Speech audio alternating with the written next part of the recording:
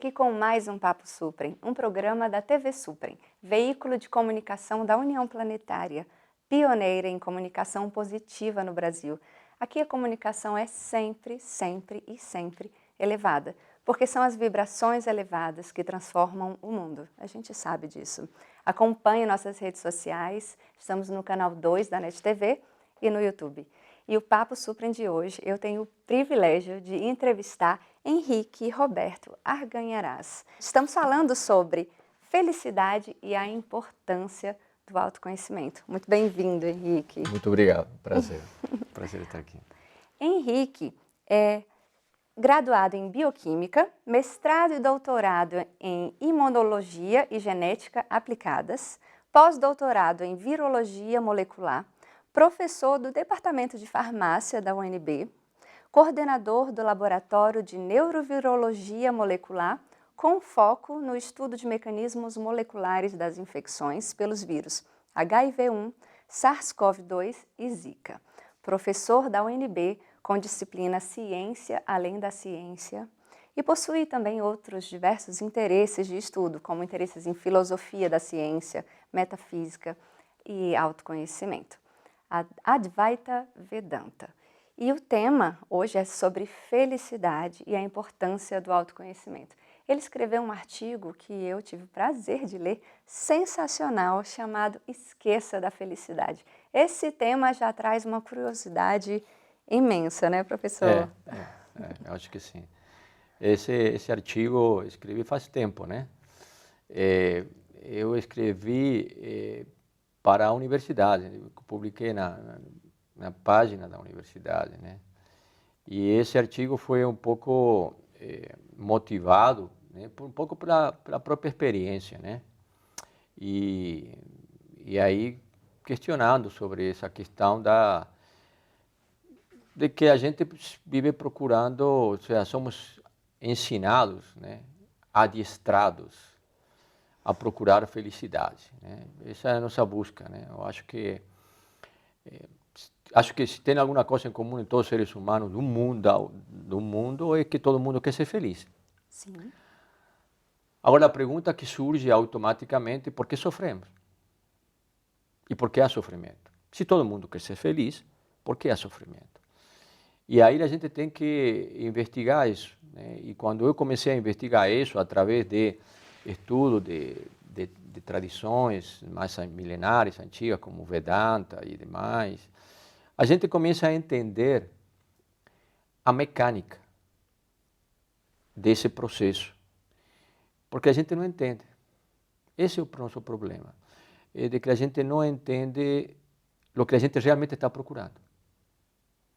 A gente imagina a felicidade está lá fora, em algum objeto, né? E quando eu falo objeto, não estão só coisas materiais, pode ser também casa ou apartamento, pode ser também pessoas, relacionamentos, objetivos profissionais, etc, etc. Todo esse é um conjunto que eu vou chamar isso de objetos, né? Então a gente imagina que a felicidade está lá. E o problema qual é? Que quando a gente consegue esse objeto, a gente experiencia um momento de felicidade que pode durar minutos, horas, semanas, mas inevitavelmente essa sensação desaparece.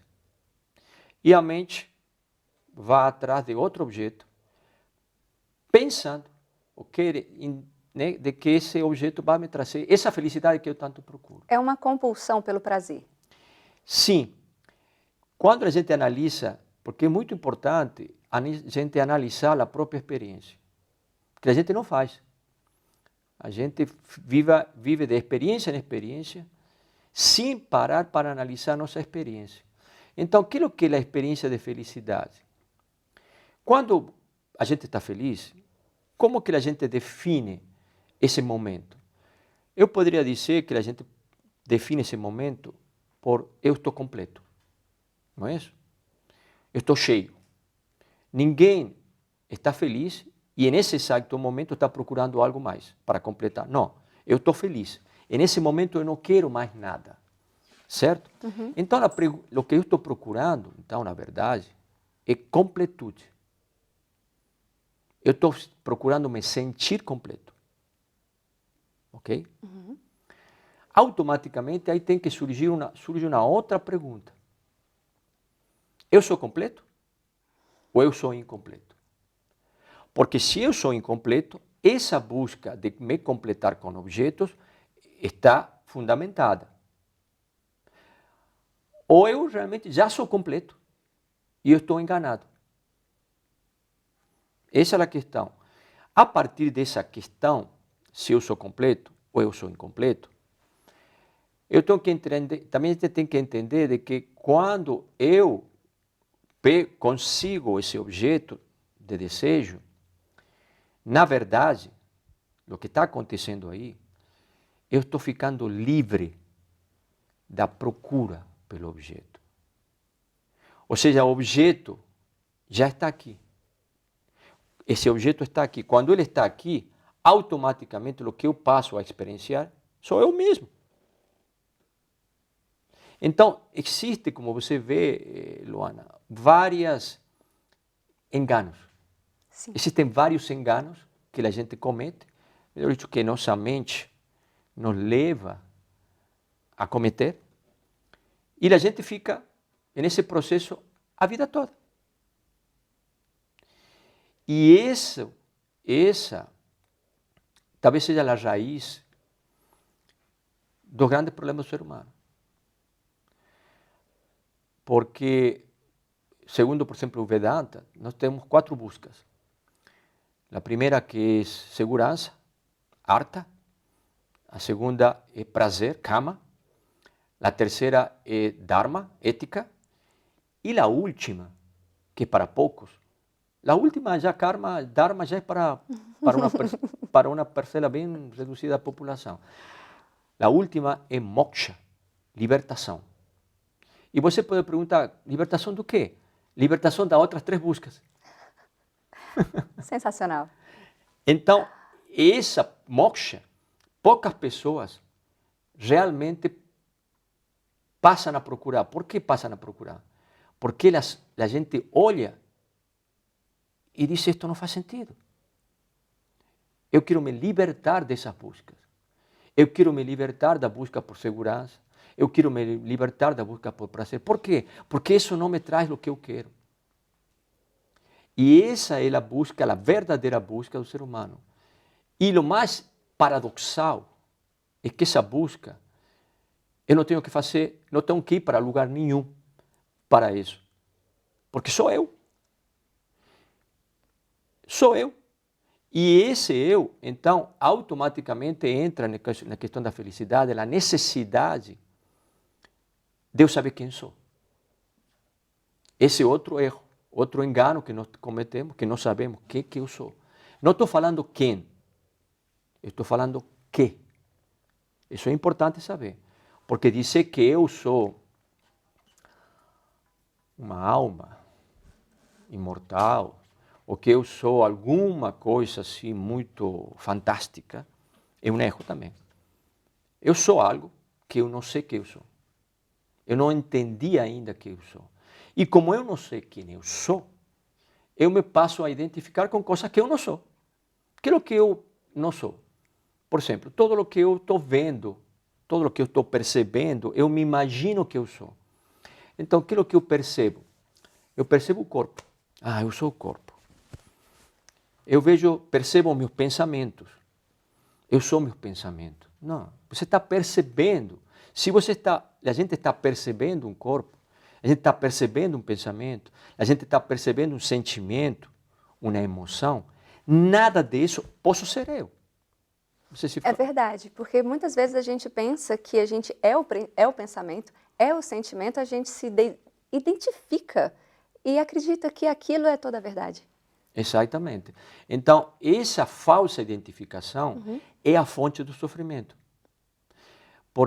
E esse é um processo o processo de autoconhecimento, na verdade, é um processo de desconstrução completa. Porque se você diz, não sou corpo, pensamento, sentimento, que bolufa eu sou? O que eu sou? E é aí que fica um vácuo né? E aí é onde a gente tem que ficar nesse processo que ele chama, na verdade, chama Atma Vichara. Atma é o que eu sou. Vichara é investigação. Eu estou investigando o que eu sou. E como falei, é meio paradoxal. Sim. Porque, em princípio, eu não preciso fazer nada para saber o que eu já sou. Mas, em certa forma, eu tenho que fazer algo para saber o que eu sou. É uma coisa assim meio... Parece contraditório. É um paradoxo, mas que na verdade não é, né? E isso é uma coisa muito interessante, que se pode... Tem analogias, o Vedanta trabalha muito com analogias.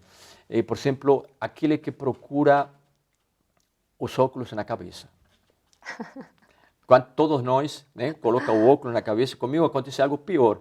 Já aconteceu comigo, procurava um lápis ou uma caneta que estava na minha boca. Eu estava procurando uma caneta e ela estava na minha boca. Pior ainda, a loucura é mais ainda, maior ainda. Né? Todos passamos por isso. Todos passamos por isso. Então, imagina você que a gente tem uns óculos na cabeça, a gente começa a buscar ele. Sim. E aí passam horas, minutos, horas, dias, semanas, anos, e você procurando seus óculos, e seus óculos estão na minha cabeça. Então, como que você sabe, você consegue entender que seus óculos estão na cabeça? Porque vem alguém, ou uma pessoa, ou vem alguém e repete incessantemente que seus óculos estão na sua cabeça. Até que em algum momento cai a ficha, e você levanta a mão. Opa! Os óculos estão na minha cabeça e sempre estiveram na minha cabeça. E sempre me avisaram. E aí, exatamente. E aí, então a questão essa é muito interessante, porque quando isso se chama despertar. O despertar significa automaticamente, implica em que nós estamos sonhando. De fato, sim, estamos sonhando. Estamos em um sonho, né, que tem vários nomes, em várias tradições, né? Que isto se chama, o sonho, na verdade se chama sonho de Brahma, né? É um sonho, né? E é esse processo que temos que fazer, que parece que não temos que fazer nada, mas temos que fazer. Isso também existe, também algumas vezes um engano em algumas vertentes né, Advaita, por exemplo, que ele diz, bom, isto é uma ilusão, é um sono, eu não tenho que fazer nada. Não, não. E aí tem que se entender algo muito importante, eu acho. Eu vou pedir para você segurar um pouquinho, porque eu já estou curiosíssima da sua resposta, do que a gente tem que fazer, mas a gente vai para um breve intervalo aqui no nosso Papo Suprem e a gente volta já.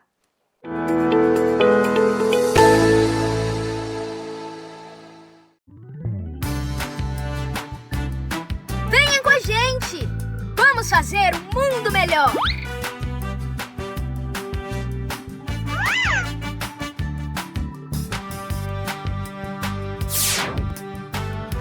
Eu sou Suprem! Seja Suprem, você também!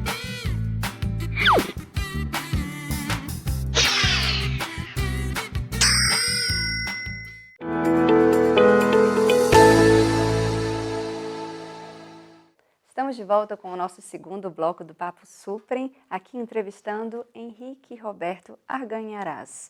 E o papo está interessantíssimo, eu quero saber muito mais, e não só aqui na entrevista, mas eu quero muito mais na vida. Que prazer te entrevistar. Você falava no bloco anterior sobre o despertar desse sonho e a gente quer saber essa resposta. Como é que a gente faz? Olha, primeiro, tem que se dizer que esse é um caminho sem caminho, na verdade. Outro paradoxo, é um caminho sem caminho. Mas é um caminho sem caminho pessoal, intransferível. Ninguém pode fazer isso por nós. Existem muitas vezes crenças de que um guru, um mestre, ou algumas pessoas, etc., vão a catalisar. Existe essa possibilidade, sim, de mestres ou de associação com pessoas, né, que a gente chama de sangha, né? Ajudem, mas o caminho pessoal é intransferível. Então, a gente quer salvação, a gente quer milagre. exato. A gente sempre, o ego, porque a gente tem que entender um pouco isso, né? A gente vive a realidade é uma só. Sim. Mas existem dois níveis de realidade. Uma que é aparentemente real e outra que é real. Vou explicar isso. Algo que seja aparentemente real não significa que não exista. Existe. Isto existe. Nós existimos. Mas não somos reais. Por que não somos reais? Porque para algo ser real, ele tem que ser permanente, imutável, sem mexer. Então, isto, nós e o mundo, o universo, existe, mas não é real, porque tudo começa e termina. É transitório. É transitório. Não podemos negar a existência, mas sim questionar a realidade, porque nada é permanente. E o que nós procuramos, que é nós mesmos, nós somos permanentes. Ou seja, existe dois níveis de realidade, que a gente chama isso no Vedanta de Mithya e Satya. Né? Mithya é a manifestação e Satya é o verdadeiro real. E essa manifestação é aparentemente real. Por quê? Porque, vou trazer outra analogia, o sonho. Quando a gente sonha, você está sonhando, no momento do sonho, esse sonho, para você, é real. Sim. A gente chora, ri, tem pesadelo, etc, etc. É uma experiência, vivência. É uma vivência. Nós sabemos que foi um sonho quando a gente acorda. Então, a questão é, quem me garante a mim que esta vigília não é outro sonho, outra forma de sonho? Por que a vigília parece que é real? Porque eu acordo todo dia pela manhã na mesma cama. Eu acordo pela manhã e essa realidade minha se liga com a realidade do dia anterior. Parece haver uma conexão. Por isso eu entendo que a vigília é real e que meu sonho é irreal. Mas isso também não é ilusão. Então, essa questão é muito importante ser vista, né? Para entendermos o acabouço da obra. Sim. Porque se a gente não entende, a questão aqui é importante, isso é uma coisa muito importante deixar claro, né? Despertar a espiritualidade se trata de entendimento, porque a raiz do problema é que eu não estou entendendo, eu estou vendo algo pelo que ele não é. Está percebendo errado. Eu estou percebendo errado. Então, qual é a solução para isso? Eu entender. Então, não é algo místico, não é algo nada mais, eu entender. Né? E esse entendimento leva e conduz e requer um processo de autoinvestigação da própria experiência nossa e com uma dose bem elevada de honestidade consigo. De honestidade absoluta. Né? Isso é muito importante. Que isso, essa ficha vai caindo pouco a pouco, a gente vai soltando devagar, nós soltamos tudo de vez. Né? A gente vai soltando um pouquinho aqui, um pouquinho lá, vou abrindo mão disto, vou abrindo mão de aquilo, mas temos que chegar num ponto total, onde a gente solte tudo, e aí entra a parte da religiosidade do processo, que também não podemos, né? A gente muitas vezes nega, né, a importância da religiosidade. E a religiosidade entra no momento que você solta tudo e entrega para quem está no comando. É, soltar e confiar. Soltar e saber que você, de fato, não está no comando. Então, essa outra visão alterada que nós temos da realidade, esse é outro grande engano. Sim. Eu acho que eu estou no comando. Eu acho que as coisas vão depender do que eu faço. Sim e não. Sim, por quê? Porque você tem controle, a gente tem controle de nossas ações. Sim. Sim. É do único que temos controle. E às vezes nem isso. Não, veja bem, aí tem outra questão interessante também. Muitas vezes também existe uma corrente que diz, bom, qual é o livre-arbítrio que eu tenho? Não tenho livre-arbítrio nenhum.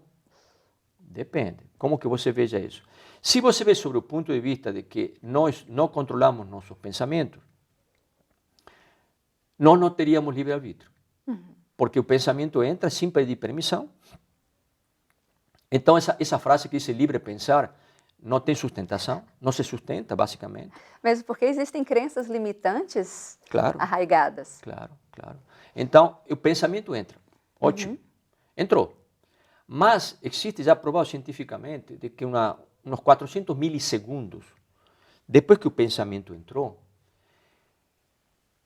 a gente pode, aí chega o ego, ou seja, a ideia, essa outra ideia que eu sou um fulano, né? E ele pega esse pensamento e diz que seria o eu, a ideia de eu. Esse eu pega o pensamento e diz, eu estou pensando X, eu estou querendo X, eu não estou querendo X, Então, esse lapso de tempo entre o pensamento entrar e o ego se apropriar dele, é esse lapso que eu tenho, entre aspas, de não me identificar com o pensamento. E questionar seu pensamento. Sim.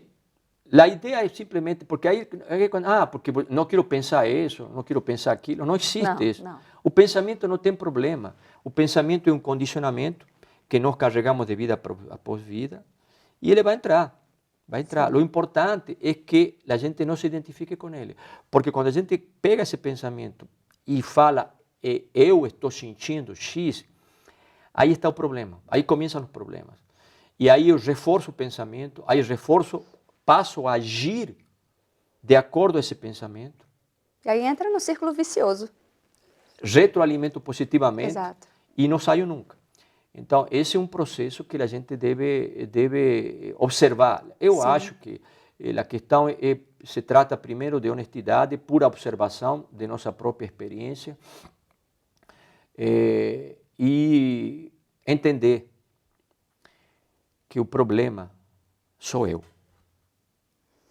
Não tem ninguém lá fora, nem universo, nem mundo. E esse é um entendimento que se chega depois, porque parece muito desconstrutivo. Como assim? Não tem, né?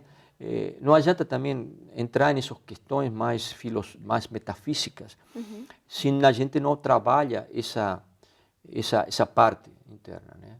Então, eu acho que esse é um processo que todos nós, em algum momento, em alguma vida, vamos ter que fazer. Sim, e se a gente realmente confiar que todas as pessoas que surgem nas nossas vidas estão trazendo aspectos nossos que precisam ser trabalhados, também fica mais simples o caminho. Sim. E essa questão da felicidade é muito interessante, né? A gente acha que a vida está aí para nos fazer feliz. Outra mentira. A vida não está para nos fazer feliz. Ela não tem nenhuma obrigação de nos fazer feliz. Nenhuma. A gente acha. E outra coisa, a gente está, se vamos dar algum sentido, porque isto na verdade a vida é. Ela não, né? Ela é. Mas se queremos dar algum sentido é para aprender. Sim. Né? Ela está aqui para nos colocar, né? A gente chegou aqui de paraquedas. Um dia eu acordei aqui, nasci, me deram um nome, entrei no jogo, mas ninguém me explicou como que esse jogo funciona.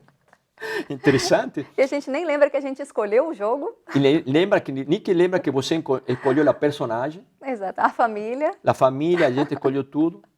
Nem se lembra disso, porque também se lembrasse não teria graça. Né? Não teria graça. Manipula o jogo. Manipula o jogo. Né? E aí é interessante o seguinte, de que também existe muita gente acha que a gente pode despertar sem jogar o jogo. Não. Para você, digamos assim, vou explicar. Para você ganhar o jogo, você tem que jogar o jogo.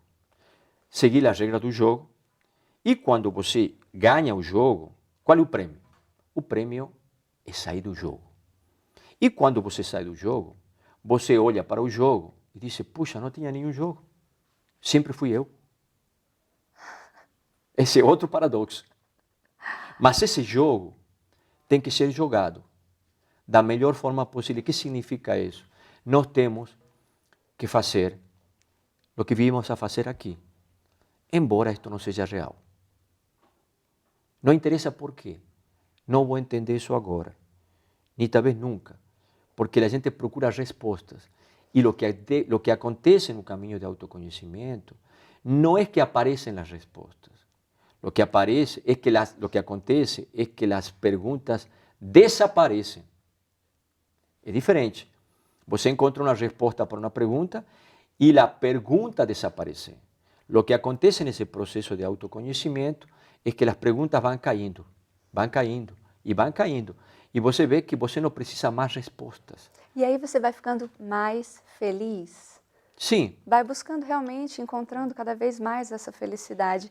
E, Henrique, a gente está no último minuto mesmo da nossa entrevista, infelizmente, mas pode fazer um paralelo entre essa felicidade e esse sofrimento, porque a gente nega o sofrimento, e inclusive uma mensagem de inspiração para quem está nesse caminho, como começar esse caminho e aceitar a realidade mais profunda e não aquela superficial, nessa busca constante por transformação. O que eu diria é o seguinte: a vida que vale a pena ser vivida, isso me levou um bom tempo a entender, é uma vida refletida. Refletir sobre o que está acontecendo. E esquecer da felicidade. Esquecer completamente da felicidade.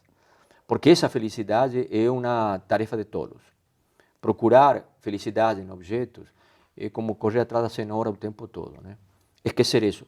Quando a gente esqueça a felicidade, talvez a gente se envolva mais com a vida.